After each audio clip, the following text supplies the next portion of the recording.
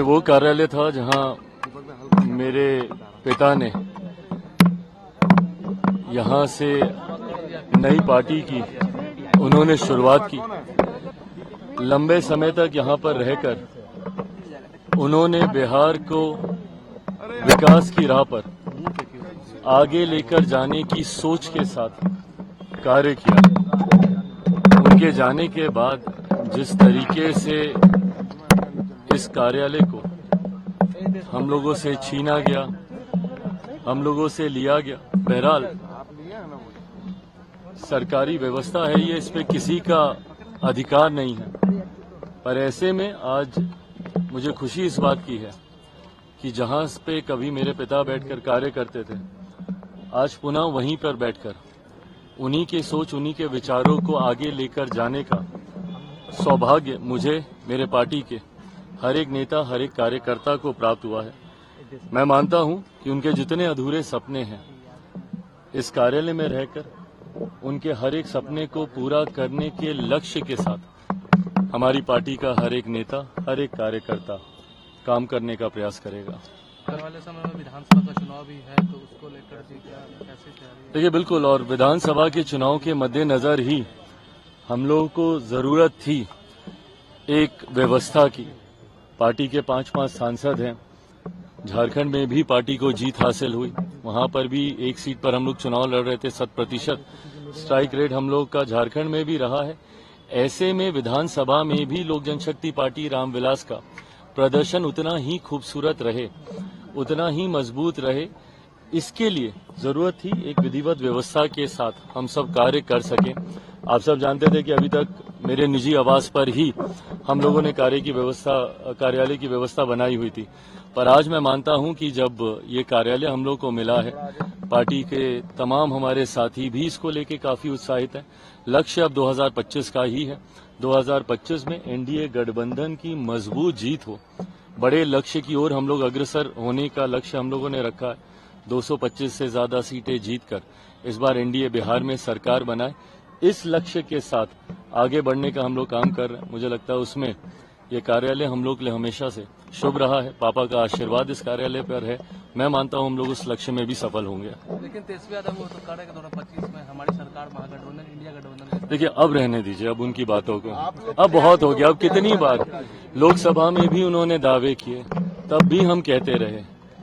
हकीकत क्या थी वो सबके सामने है। पुनः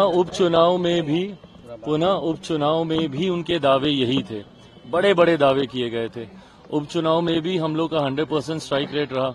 एनडीए 4 की 4 सीटें हम लोगों ने यहाँ पे जीतने का काम किया। तो ऐसे में अब उनके दावों का मुझे नहीं लगता, जो बार बार अपने दावों पे फेल हो रहे हो, अब उसका कोई मतलब नहीं रहा। 2025 के चुनाव में कितने सीटों पर आप लोग का दावा रहेगा विधानसभा चुनाव? ये अच्छा प्रश्न है, पर आप जानते हैं गठबंधन की मर्यादा है।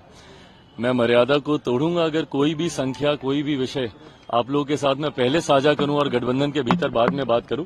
संख्या पर भी चर्चा होगी, जरूर चर्चा होगी, सीटों का चयन भी होगा। पर मुझे लगता है जितने एमिकेबली हम लोगों ने लोकसभा के वक्त भी कहा जा रहा था कि भाई 5-5 दल हैं, कैसे होगा, क्या होगा, बहुत एमिकेबली लोकसभा के वक्त भी हो गया। और मुझे लगता है उतनी ही सहजता से विधानसभा में भी न सिर्फ सीटों का बंटवारा होगा, सीटों का चयन भी होगा।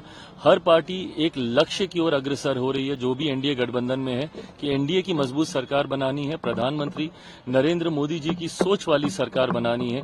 हमारे मुख्यमंत्री नीतीश कुमार जी को पुनः एक बार मुख्यमंत्री बनाने के लक्ष्य के साथ हम लोग आगे बढ़ने का काम कर रहे हैं। तो ऐसे में व्यक्तिगत महत्वाकांक्षाओं से ज्यादा प्राथमिकता एनडीए गठबंधन के हितों को सामने रखना होगा। मल्लिकार्जुन खड़गे वो तो बोल रहे हैं कि ईवीएम से पोस्टल बैलेट से चुनाव। झारखंड में भी यही बात बोल दें, वो एक बार नहीं नकार दें, एक बार झारखंड की सरकार को बोले ना इस बात को। महाराष्ट्र के लिए ही क्यों ये बातें? ये जो सिलेक्टिव क्रिटिसिज्म है ना, जहां पे आपकी सरकार बनती है वहां पर सब ठीक है, और जहां आपकी सरकार नहीं बनती है वहां पर आपको ईवीएम में कमी दिखने लगती है, वहां पर आपको चुनाव आयोग में आपको खामी दिखने लगती है। ये गलत सोच है।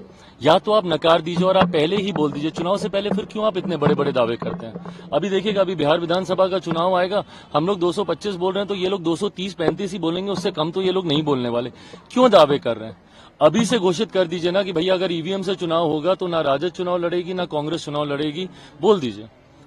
बोलिए नहीं भरोसा है। चुनाव भी लड़ना है, चुनाव से पहले बड़े बड़े दावे भी करने हैं, और हार के बाद ये बातें जेएमएम के लोग तो नहीं बोल रहे हैं, उन्हीं के ही गठबंधन के साथी हैं ना, इंडिया अलायंस के ही हैं। क्यों नहीं हेमंत सोरेन जी बोलते हैं कि ईवीएम में गड़बड़ी थी? बोले अपने गठबंधन के साथियों के बीच। कांग्रेस वहां पे तो मिलकर सरकार बनाएगी, राजद वहां पे मिलकर सरकार बनाएगी, पर यहां पर जहां पर हार होगी तो वहां पे ईवीएम पे ठीकरा फूटेगा। ये सोच ही गलत है। आपके गठबंधन के नेता चेतन आनंद ने कहा है कि हम मुर्दे कौम के लोग नहीं है, हम जिंदा कौम के लोग हैं, बिगर भक्ति से नहीं डरने वाले। आपने इस प्रश्न की शुरुआत जिस वाक्य से की, मैं बस उस वाक्य को स्पष्ट करना चाहता हूं। वो गठबंधन के नेता हैं हमारे, कि मुझे नहीं पता, मैं सिर्फ जानना चाहता हूं कि राजद से चुनाव लड़े थे तो क्या वो विधिवत तरीके से गठबंधन के साथी हैं, नहीं है, ये मुझे अभी तक पता नहीं है। अगर हैं तो गठबंधन के भीतर रहकर ये बातें उचित नहीं है।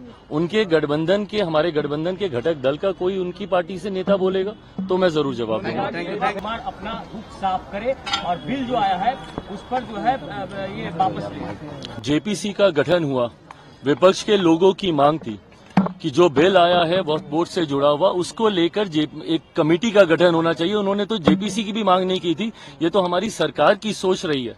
उनका तो कहना था कि इसको किसी भी कमेटी में, स्टैंडिंग कमेटी कहीं भी भेज दिया जाए, जेपीसी का इसके लिए गठन किया गया और उसमें हर दल के नेता उस कमेटी में मौजूद हैं। जहां तक रही बात जनता दल यूनाइटेड की, मुझे लगता है कमेटी में उनके सदस्य हैं और वो अपनी बातों को मजबूती से रख रहे हैं। क्या विपक्ष को नहीं जानकारी कि वो कमेटी के भीतर उनकी पार्टी के सदस्य क्या कह रहे हैं, क्या नहीं कह रहे हैं? ऐसे में रुख साफ करने नहीं करने की कोई बात ही नहीं है। ये पूरी तरीके से स्पष्ट है, विपक्ष ने जो मांग की उस मांग को पूरा किया गया। अब उसके बाद कमेटी में जो चर्चा होती है और सर्वसहमति से जो फैसला सामने आता है उसको वो सबको स्वीकार्य होना चाहिए। मैं बहुत खुश हूँ आज दिन के लिए। मैं पहले अपने पति के साथ में आया करती थी, आज मुझे इतना गर्व है कि आज मेरे बेटे ने वो कर दिखाया जो कोई बच्चा नहीं कर सकता है। आज ये अपने पापा को हमें अपने उन घर पे लेकर के आया है।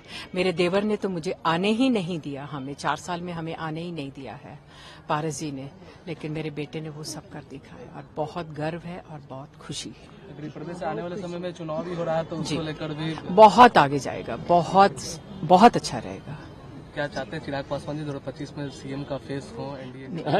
वो नहीं बोलूंगी, लेकिन बहुत बहुत कामयाब होगा, बहुत आगे जाएगा। जितनी ये मेहनत करता है बहुत आगे जाएगा। नहीं देखिए, खुशी के साथ साथ जरूरत थी हम लोगों को। संतोष इस बात का है कि एक विधिवत व्यवस्था हम लोग को मिली।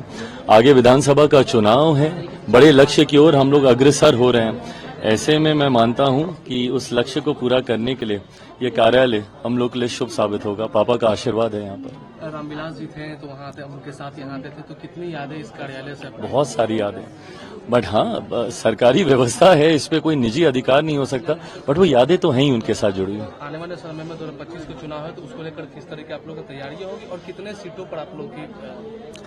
देखिए, सीटों की संख्या तो मैं गठबंधन के भीतर ही पहले हम लोग चर्चा करेंगे, बट हाँ, मैं इतना मैं जरूर कह सकता हूं कि जिस लक्ष्य के साथ हम लोग आगे बढ़ रहे हैं, 225 सीटें जीतने के लक्ष्य के साथ, मैं मानता हूं एनडीए उस लक्ष्य को जरूर पूरा करेगा। तेजस्वी यादव वो भी कह रहे हैं कि अब उनके दावों को छोड़ दीजिए। लोकसभा में भी करते रहे, उपचुनाव में भी करते रहे, उनके दावे हर जगह फेल हुए हैं। मैं नहीं मानता कि 2025 में उनका लक्ष्य पूरा होने वाला है। अगर उनको नहीं विश्वास तो फिर वो दावे क्यों करते हैं चुनाव से पहले? चुनाव से पहले बार बार उनका ये कहना कि हम इतनी सीटें जीतेंगे, आज ही घोषणा कर देना कि अगर बिहार में पोस्टल बैलेट से अगर चुनाव नहीं होता है तो हम चुनाव नहीं लड़ेंगे। राजद घोषणा कर दे, कांग्रेस घोषणा कर दे, और क्या वो यही बात जब शपथ ग्रहण में जाएंगे, कल हेमंत सोरेन जी गए थे उनको निमंत्रण देने, तो क्या वो वहां पे शपथ ग्रहण में जब झारखंड वो जाएंगे तो क्या वहां पर जाकर भी वो यही बात बोलेंगे कि मैं यहाँ की सरकार को मैं नहीं मानता, यहाँ पर भी पोस्टल बैलेट से यहाँ पे मतदान होना चाहिए था? जहां पर आपके पक्ष में परिणाम आते हैं वहां पे आप सवाल नहीं उठाते, वहां आप खुशी खुशी शपथ ग्रहण में भी आप जाइएगा, बट जहां आपके पक्ष में नहीं आते हैं वहां पर आप उंगली उठाते हैं। ये सिलेक्टिव क्रिटिसिज्म, ये गलत सोच है। अरे हनुमान जी पवन जहाँ खोजिएगा वहाँ मिलेंगे। हम लोग आज बहुत खुश हैं।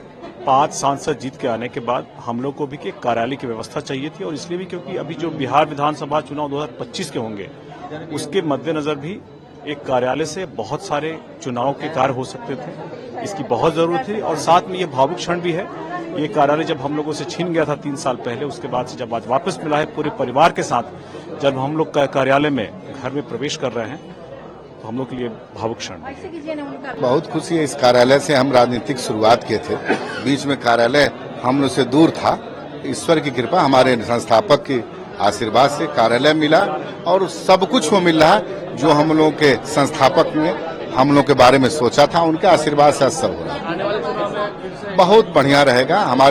देखिए हमारे संस्थापक सोचे थे कि हमारे कई राज्यों में हमारे विधायक हों, हमारे एमपी रहे। अब शुरुआत हो गई है, नागालैंड में हो गई, झारखंड में हो गया, बिहार रहेगा, हर बहुत सारे राज्यों में भी हमारे माननीय सांसद, माननीय विधायक रहेंगे। हमारे संस्थापक का सपना था, वो पूरा हो रहा है।